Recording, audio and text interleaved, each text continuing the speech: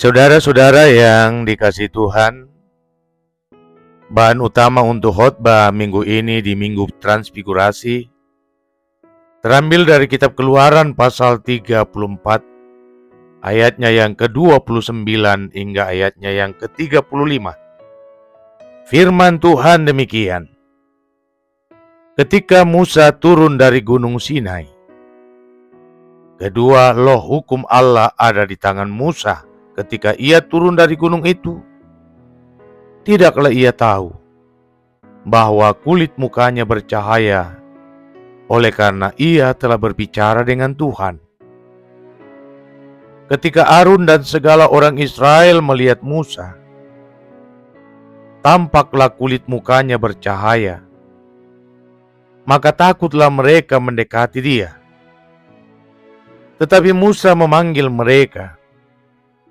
Maka Harun dan segala pemimpin jemaah itu berbalik kepadanya, dan Musa berbicara kepada mereka. Sesudah itu mendekatlah segala orang Israel. Lalu disampaikannyalah kepada mereka segala perintah yang diucapkan Tuhan kepadanya di atas Gunung Sinai. Setelah Musa selesai berbicara dengan mereka, diselubunginyalah mukanya. Tetapi apabila Musa masuk menghadap Tuhan untuk berbicara dengan dia, ditanggalkannyalah selubung itu sampai ia keluar. Dan apabila ia keluar, dikatakannyalah kepada orang Israel apa yang diperintahkan kepadanya.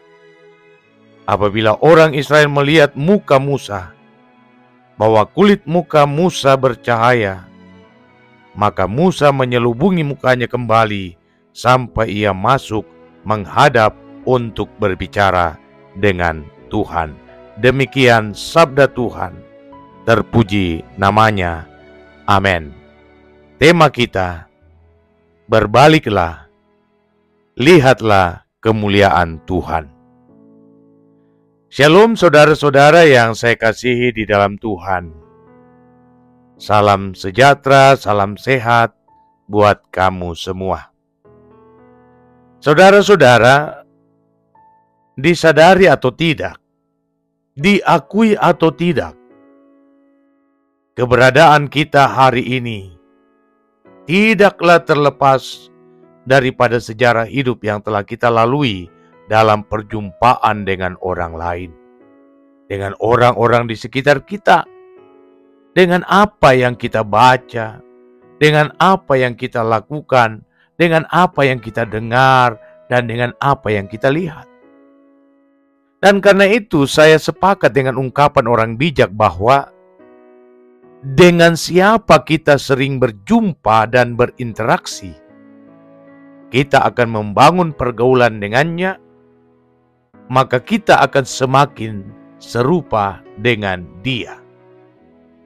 Saya sepakat dengan ungkapan ini, saudara-saudara. Sebab realitanya demikian, bahwa di dalam pergaulan, kita saling mempengaruhi satu sama lain. Dan kita harus jujur mengakui bahwa sebagai manusia, kita punya kecenderungan untuk mencontoh dari apa yang kita alami. Ya, diterima atau tidak, inilah realitanya. Bahwa kita dibentuk oleh lingkungan kita. Dan kita mempertontonkan karakter atau gaya di mana kita berada. Jika saudara dilahirkan dan dibesarkan di lingkungan suku Jawa misalnya, sekalipun saudara adalah orang Toraja, tetapi lingkungan di mana saudara dilahirkan dan di mana saudara dibesarkan, itulah yang akan dominan mempengaruhi karakter saudara. Saudara lebih medok berbahasa Jawa dibandingkan berbahasa Toraja. Bahkan bisa jadi saudara menganggap bahasa Toraja itu adalah bahasa lain, bahasa aneh, dan saudara tidak akan menggunakannya. Benarlah apa yang dicatat oleh firman Tuhan dalam Amsal pasal 13 ayat 20. Bahwa siapa bergaul dengan orang bijak menjadi bijak, Tetapi siapa berteman dengan orang bebal menjadi malang. Dan Rasul Paulus menegaskan dalam 1 Korintus pasal 15 ayat 33, janganlah kamu sesat, pergaulan yang buruk merusakkan kebiasaan yang baik. Karena itu saudara-saudara, berhati-hatilah. Berhati-hatilah dalam membangun pergaulan dengan orang lain. Sebab jika tidak demikian, jikalau kita tidak berhati-hati, maka karakter hidup kita akan dibentuk oleh pergaulan yang kita bangun itu. Dan dampaknya sangat besar, yakni hidup kita, hidup saudara dan saya akan binasa oleh karena pergaulan yang salah.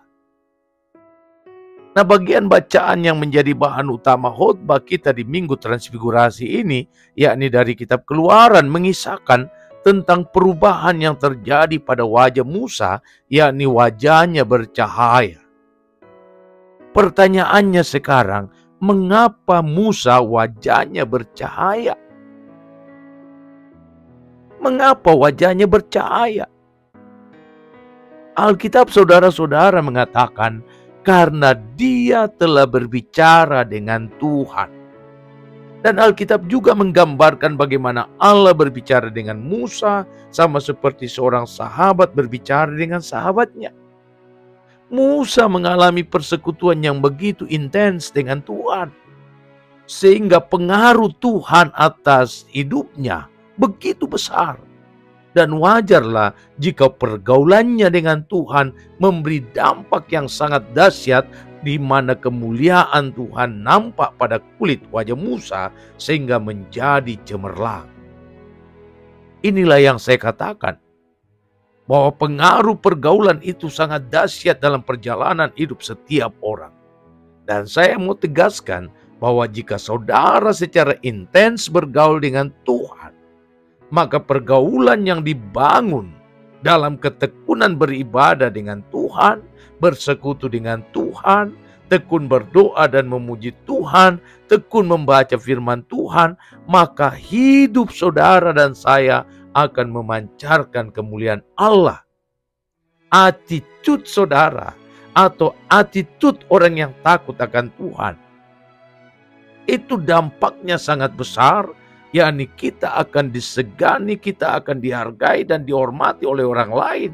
Sebab di wajah kita mereka serasa melihat wajah Tuhan. Tapi jika saudara-saudara hanya sekedar Kristen KTP, peri hidup saudara tidak mencerminkan karakter hidup Kristiani, maka celah dan cemoohanlah yang saudara terima. Dan lebih daripada itu, Kristuslah yang kita hinakan. Tepat apa yang dikatakan oleh Rasul Paulus dalam 2 Korintus pasal 3 ayat 18 demikian. Kita semua mencerminkan kemuliaan Tuhan dengan muka yang tidak berselubung. Dan karena kemuliaan itu datangnya dari Tuhan yang adalah roh, maka kita diubah menjadi serupa dengan gambarnya dalam kemuliaan yang semakin besar. Nah, saudara-saudara yang kekasih dalam Tuhan, ada hal yang sangat menarik yang hendak saya sampaikan kepada kita semua. Bahwa perjumpaan pribadi dengan Tuhan melalui persekutuan yang intens akan selalu menghasilkan dampak perubahan secara rohani. Alkitab begitu banyak memberikan contoh drastis bagaimana orang-orang yang bertemu dengan Tuhan mengalami perubahan rohani yang begitu dramatis dalam hidup mereka. Perubahan inilah yang kita temukan pada diri Zakeus, si kepala pungut cukai. Perubahan itulah yang kita temukan pada Saulus, sang penganiaya murid Tuhan Yesus, yang kemudian berubah nama menjadi Paulus. Perubahan seperti itulah yang kita temukan pada seorang perempuan yang kedapatan bersinah. Dan masih begitu banyak lagi orang-orang yang mengalami perjumpaan dengan Tuhan dan membangun pergaulan yang intens dengan Tuhan. Mereka itu diubahkan secara drastis. Sisi menariknya adalah bahwa mereka tidak berhenti pada perubahan rohani, tetapi dibuktikan juga dengan perubahan dalam peri hidup sehari-hari. Musa pun mengalami fase itu, saudaraku. Musa berjumpa secara pribadi dengan Tuhan di Gunung Sinai selama 40 hari lamanya. Bukan waktu yang singkat. 40 hari ia bersama-sama dengan Tuhan, berbicara dengan Tuhan, bergaul dengan intens dengan Tuhan. Selama itu ia juga berpuasa. Dampak dari perjumpaan itu adalah terpancarnya kemilau kemuliaan Tuhan di wajahnya. Namun tidak hanya berhenti di situ. Musa pun diubahkan oleh Tuhan dalam perilaku hidup sehari-hari.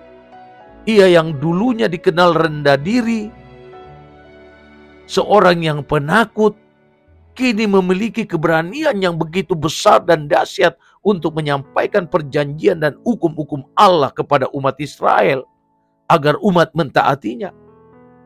Jika dulu ia harus diwakili oleh Harun sebagai juru bicaranya, kini Musa sendirilah yang menjadi perantara antara Allah dengan umatnya. Nah, saudara-saudara yang kekasih di dalam Tuhan, saya mau mengatakan bahwa ada apa yang dialami oleh Musa sifatnya sebenarnya parsial. Karena kecemerlangan itu akhirnya pudar. Namun apa yang Allah kerjakan melalui Yesus Kristus bagi kita, kemuliaan itu semakin hari semakin besar dalam hidup kita. Dan hal itu hanya dimungkinkan ketika kita terus ada di dalam persekutuan dengan Dia. Persekutuan yang intens dengan Tuhan Yesus akan membuat kemuliaan Tuhan Yesus memancar di dalam hidup kita. Dan puncaknya, kita menjadi serupa dengan Dia. Kehidupan persekutuan dengan Tuhan Yesus yang dekat dan intim itulah yang membuat hidup kita memancarkan keindahan Tuhan.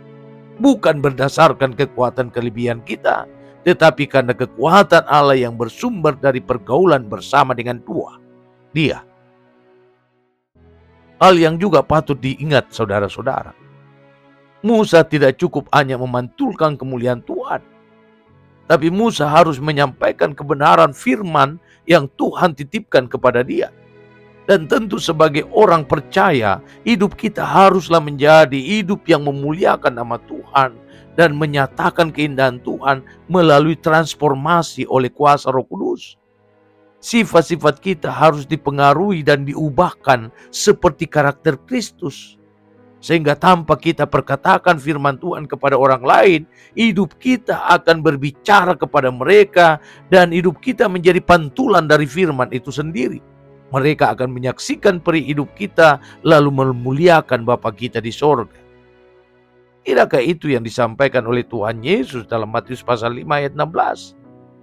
Hendaknya terangmu bercahaya di depan orang, supaya mereka melihat perbuatanmu yang baik dan memuliakan Bapamu yang di sorga. Karena itu saudara-saudara, di Minggu Transfigurasi ini, saatnya kita berbalik kepada Tuhan.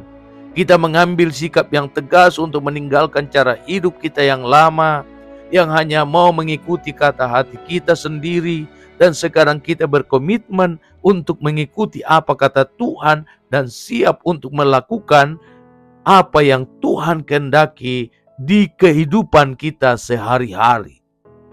Ingatlah selalu suara yang terdengar dalam peristiwa transfigurasi Tuhan Yesus di atas bukit. Inilah anak yang kukasihi, kepadanya lah aku berkenan, dengarkanlah dia. Suara itu adalah suara sorgawi, suara yang datang sendiri dari Allah. Suara Allah yang hendak menegaskan bahwa Yesus satu-satunya kesempurnaan dari kasih-Nya. Hanya Yesuslah yang berkenan di hadapan Allah. Hanya Dialah satu-satunya yang akan menjadi jalan masuk bagi setiap orang percaya untuk mengalami kemuliaan bersama dengan Dia, bersama dengan Allah dalam kerajaan kekal. Dan karena itu, hanya Tuhan Yesus yang harus kita dengar. Hanya firman-Nya yang harus kita beritakan. Dan hanya nama-Nya yang harus kita agungkan selama kita masih ada. Karena itu mari saudara-saudara, mari sekali lagi saya mengajak kita semua berbaliklah kepadanya. Jikalau saudara ingin mengalami kemuliaan Tuhan, dan hidup saudara akan memancarkan kemuliaan itu bagi orang lain, tidak ada cara lain. Berbaliklah dan pandanglah Dia. Selamat merayakan Minggu Transfigurasi. Selamat mempersiapkan diri memasuki minggu-minggu Prapaskah. Tuhan Yesus memberkati saudara semua. Haleluya. Amin.